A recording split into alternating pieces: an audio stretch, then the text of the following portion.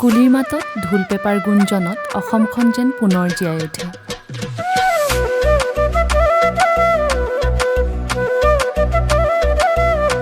ৰেন'ফ্ৰেছ dialysis centre. ইয়াত আমি বিশ্বাস কৰোঁ আৰোগ্যতা কেৱল শৰীৰত নহয়, মনৰ পৰা আৰম্ভ হয়।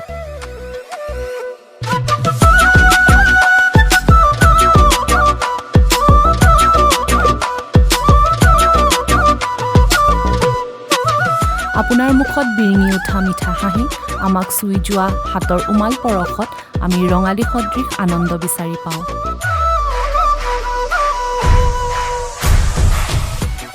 ৰেন'ফ্ৰেছত ৰঙালী মানে নতুন আশা, জীৱনৰ পুনৰ্জন্ম আৰু যুঁজি যোৱাৰ শক্তি।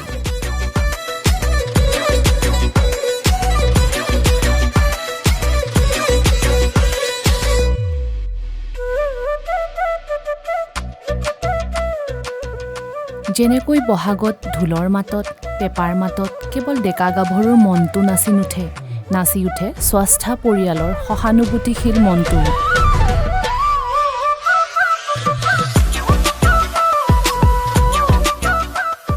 কেৱল ৰোগতেই নহয়, উৎসৱৰ আনন্দটো আমি আপোনাৰ লগত আছোঁ।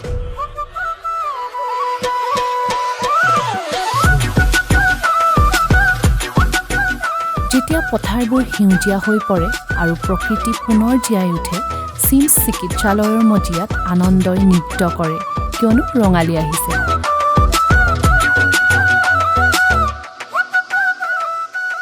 আমাৰ বাবে চিকিৎসা আৰু যত্ন এক কলা, আৰু প্ৰতিগৰাকী ৰোগীৰ যাত্ৰা শক্তিৰ উৎসৱ।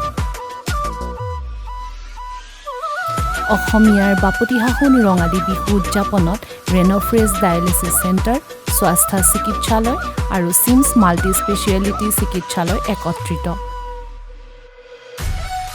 একত্ৰিত আৱেগেৰে আমি সমূহ অসমবাসীলৈ ৰঙালীৰ আন্তৰিক শুভকামনা জ্ঞাপন কৰিলোঁ।